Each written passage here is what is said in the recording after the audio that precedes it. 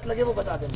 इन्होंने खूब लड़ा, ये भी थे, इन्होंने खूब कहा, इतना रिक्वेस्ट किया कि भाई हमारा तो भविष्य चला गया, 2023 में आपने चला दिया, 2024 में अब आपने ये कर दिया।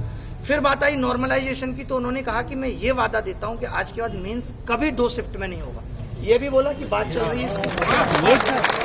एक उन्होंने ये भी कहा कि जो है हमने आगे डाला हुआ है सरकार को कि फॉर्म फीस बढ़ा दें, ताकि ऐसा ना हो कि 36 लाख लोग फॉर्म भरते हैं, हमें व्यवस्था उतनी ज्यादा करनी पड़ जाती है और हम जो है कम बच्चे फॉर्म भरें, 36 लाख के बाद पहुंचते 18 लाख हैं, तो हम इस पे भी सोच रहे हैं। ये बात थी नॉर्मलाइजेशन पे। आपका कोई क्वेश्चन है तो आप उस पर भी पूछ सकते हैं बीच में। डिफिकल्टी लेवल पे बता देता हूँ। हाँ, एक हमने कहा कि एक बच्चा MTS की नौकरी ले रहा है, उन्होंने बहुत इत्मीनान से सुना, CHSL की भी ले रहा है और इसकी भी ले रहा है।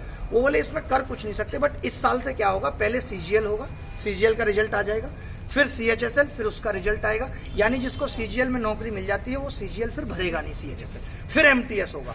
और हमें भी इस बात की शर्मिंदगी है, ये सब थे, कि MTS का पेपर CGL के लेवल से ऊपर आ रहा है। हमने कहा 90% कट ऑफ जा रही है, तो उन्होंने कहा डिफिकल्टी लेवल पे भी अब सवाल TCS नहीं बनाएगी, ये खत्म कर दिया। इस पे तो उन्होंने ये नहीं कहा कि करेंगे, इस पे उन्होंने कहा कर दिया है, ये काम हमने कर दिया है कि अब TCS पेपर नहीं बनाएगी, क्योंकि वो जिम्मेदारी नहीं ले रही, इतने गलत सवाल आ रहे हैं। उन्होंने अपने आप से JEE का जिक्र करा, बोले आप अपना छोड़ो, CGL का JEE में देखो कि 100 सवालों में 16 गलत। JEE वाले पे भी उन्होंने ये बात की, हर एक चीज पे ये बात हुई। उन्होंने कहा कि ये कमेटी जो रिजल्ट बनाती है, जो डिसाइड करती है कि किसको मार्क्स टू ऑल देना है और किसको नहीं देना है। सर नॉर्मलाइजेशन के अब वेटिंग लिस्ट की बात आई, तो वेटिंग लिस्ट में हमने कहा कि आप जो वेटिंग लिस्ट है वो इस पे दे सकते हो MTS में, तो उन्होंने कहा इस पे हम सोचेंगे, कोशिश कर रहे हैं कि कैसे इस चीज को खत्म किया जा सके। दूसरा जो मैंने उनको सजेशन दिया, बहुत प्रेशर से कम 20 बार बोला होगा, जिसपे उन्होंने कहा कि मैं इस पे ऊपर बात करके अप्रूवल लेने की कोशिश करता हूँ, वो मैंने ये कहा कि आप मत लाइए वेटिंग लिस्ट, लेकिन आपको पता है इस बार इतने सारे बच्चे बाहर हो गए, तो आप एटलीस्ट ऐसा कर लीजिए कि जो बच्चे लोअर ग्रेड वाले हैं, 2400 ग्रेड पे, उनको कोई तो नौकरी मिल जाए। 2400 मिलेगी तो किसी को एतराज नहीं होगा, 2400 सबसे नीचे की नौकरी है, तो इस पे उन्होंने कहा कि हम सोचें। सर नॉर्मलाइजेशन नया फॉर्मूला जो, हाँ, नॉर्मलाइजेशन पे उन्होंने कहा कि नॉर्मलाइजेशन का फॉर्मूला ठीक तरीके से बिहेव करे, इसके लिए कमेटी भी बना दी है, मे भी हम परसेंटाइल ले आए जो ये प्री में भी आपको इम्पैक्ट ना करे। ये बात और किसी बात पे बात फाइनल आंसर की वाली बात हो गई कि 2 दिन पहले आप फाइनल आंसर की, एक हफ्ते पहले आप फाइनल आंसर की दे दो। ये आप मत करो कि फाइनल आंसर की के बाद बच्चे को आइडिया हो जाएगा उसको पोस्ट प्रेफरेंस भरना है या नहीं भरना, ये भी बात हो। और उनके ही एक बंदे ने बोला कि पहले हम स्टेट प्रेफरेंस भी लिया करते थे, तो उस पर भी चर्चा हुई, लेकिन उस पर कोई ऐसी कंक्लूड बात नहीं, इस पर कोई बात नहीं।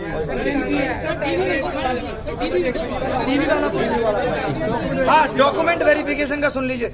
हमने कहा कि डॉक्यूमेंट वेरिफिकेशन तो डिपार्टमेंट को करना चाहिए, इतनी सब गड़बड़ें आ रही हैं। उन्होंने खुद कहा कि जब वो जो डिपार्टमेंट कर रहे हैं, मिनिस्ट्रीज कर रही हैं, उसकी वजह से हम पे आरोप आ रहा है, तो हमने खुद सरकार को कहा कि हम डॉक्यूमेंट वेरिफिकेशन करेंगे, तो सरकार ने हमें ये कह दिया कि आपका काम केवल एग्जाम लेना है, डॉक्यूमेंट वेरीफाई करना नहीं। यही बोला भाई कि आपका काम एग्जाम लेना है, डॉक्यूमेंट वेरीफाई करना नहीं है, इसीलिए हमारे हाथ में अभी डॉक्यूमेंट वेरिफिकेशन नहीं। सर एक क्वेश्चन बोलेगा, हाँ, SSC की वेबसाइट पे साफ इनका रूल्स और डिसीजन मेकिंग प्रोसेस दे रखा है, उसमें साफ लिखा है कि टेंटेटिव आंसर की और फाइनल आंसर की, दोनों चीजों पे फाइनल सिग्नेचर चेयरमैन के होते हैं, तो ये कैसे कह रहे हैं कि हमने नहीं बनाई?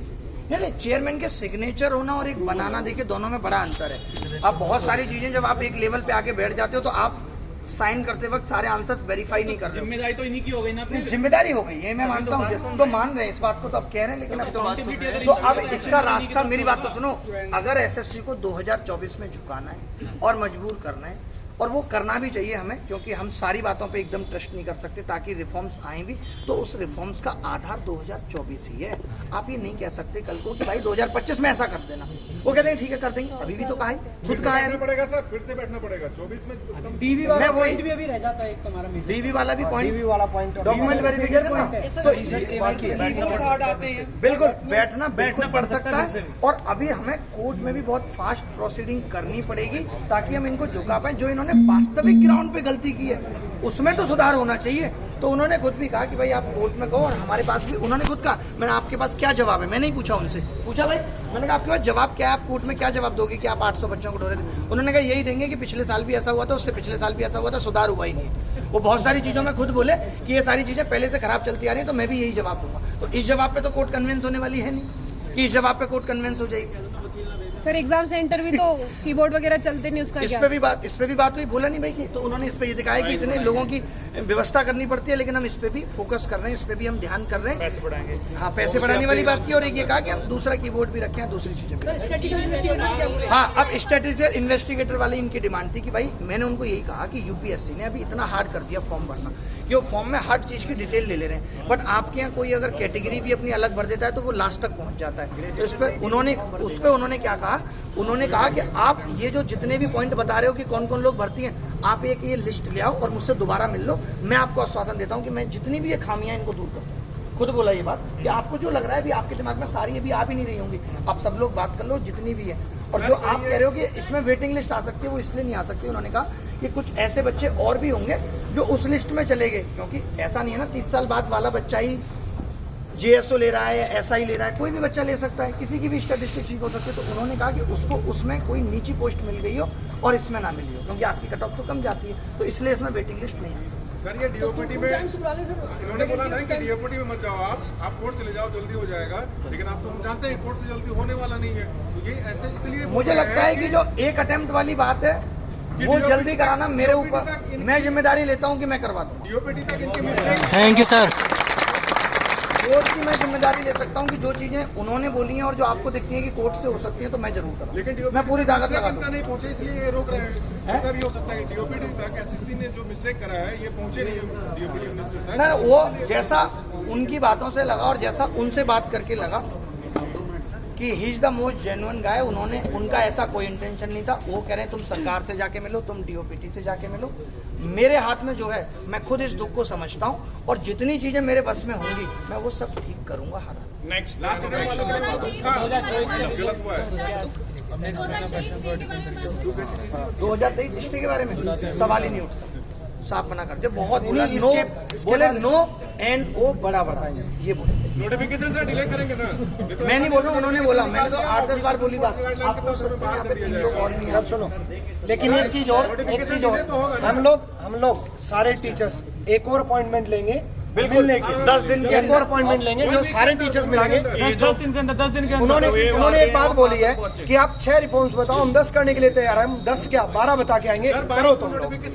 नहीं, बीच बीच में भी मिलते रहेंगे। अब जब वो ये कह रहे हैं कि उनको इससे आपत्ति नहीं है, आप समझाओ उनको, कोई भी बात उनको मिलने में भी कोई दिक्कत नहीं है। डिले करवाओ सर, 22 को नोटिफिकेशन है। उन्होंने खुद ही बोला कि अभी 2 महीने लगेंगे इन चीजों को ठीक करने में, तो मैं एग्जैक्ट तो नहीं पूछ पाया, बट मुझे लगता है 2 महीने बाद ही आएगा नोटिफिकेशन। ठीक है सर। मैंने ये भी कहा कि आप उसमें नोटिफिकेशन में ये तक नहीं देते मीन्स कब लेंगे, बोले ये हमारे लिए मुश्किल है, नहीं हो पाता। अब एक बार थोड़ा सा सारे सुन लीजिए बहुत ध्यान से। देखिए जो भी बातें उन्होंने कही है ना, तो हम 100% इस बात पे रिलाई नहीं कर सकते। मैं पहले आप लोगों के एक बात को बता दूं कि ऐसा नहीं है कि उन्होंने कह दिया और वो ब्रह्मा की लकीर है और वो सत्य होगा ही होगा। सबसे बड़ी बात यहाँ पर ये क्या होती है, आप समझो, क्योंकि आप लोग जो यहाँ पर आए हो ना, 2 चीज़ों के कारण आए हो। एक तो मतलब मान लीजिए जो आपके साथ में विश्वासघात हुआ है वो, और दूसरा जो हमने बुलाया हमारे ऊपर में विश्वास करके आए। तो मैं आपको एक छोटी सी बात कह रहा हूँ, इन्होंने जितनी भी बातें यहाँ पर कही हैं, अभी तक इन्होंने रिटर्न में कहीं पर कोई भी बात नहीं दी है। और हमारा ये डिमांड भी था कि आप कहीं ना कहीं किसी भी तरीके से नोटिस को रिटर्न फॉर्मेट में ला करके दो कि हाँ हमने सारी बातें सुनी और इसके ऊपर में कोर्स ऑफ एक्शन लेंगे। तो उनका ये कहना फ्यूचर की बातें और इसके ऊपर में हम अभी कुछ भी नहीं कह सकते। बट मैं आप लोगों को एक बात कहूँ कि भाई मैं खुद इस बात पे बिलीव में नहीं हूँ। तो इसका दूसरा जो ऑप्शन है वो ये है कि आज से 7 दिन, जब वो कह रहे हैं कि आप जब भी मिलने आओ हमारे दरवाजे खुले हैं और हमसे मिल सकते हैं, तो आज से 7 दिन 8 दिन या 10 दिन के अंदर में वापस में हम सारे टीचर्स बिल्कुल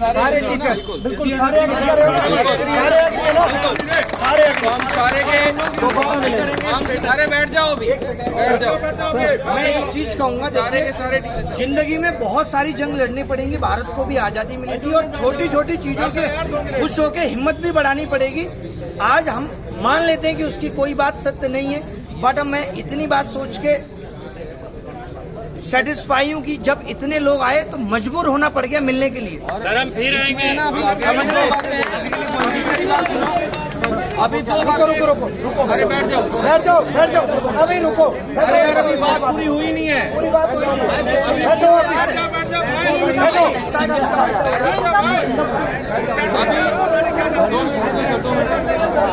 अभी सबसे पहले जो है वो ये है कि आज से हफ्ते भर के बाद में हफ्ते भर के बाद में दोबारा से हम मीटिंग करेंगे और सारे टीचर साथ होंगे उसमें, सारे के सारे साथ होंगे, ठीक है। तो हफ्ते भर के बाद में सारे टीचर्स इतनी गर्मजोशी के साथ में मीटिंग करेंगे और अगर जरूरत पड़ी, मैं फिर से कह रहा हूं, अगर जरूरत पड़ी तो यहाँ पर इसका 5 गुना बच्चा हमें चाहिए, 5 गुना बच्चा हमें चाहिए। और जो रिफॉर्म्स नहीं भी हम वो भी करवा करके मानेंगे, लेकिन आप लोग साथ हैं, है ना?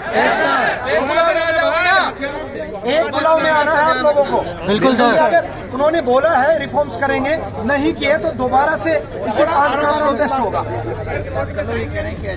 और बाकी 2024 वालों के लिए ये है, एक बात को समझो बड़े ध्यान से, बाकी कोर्ट जो बातें मुझे जहाँ तक समझ में आई है वो ये है कि 24 वाले केस में चेयरमैन साहब आप भी अगर ये सोच के आए थे लेकिन कोर्ट बहुत आज जाएंगे और सब कुछ छीन के ही लाएंगे तो इट्स नॉट पॉसिबल। धीरे धीरे ही चीजें मिलेंगी।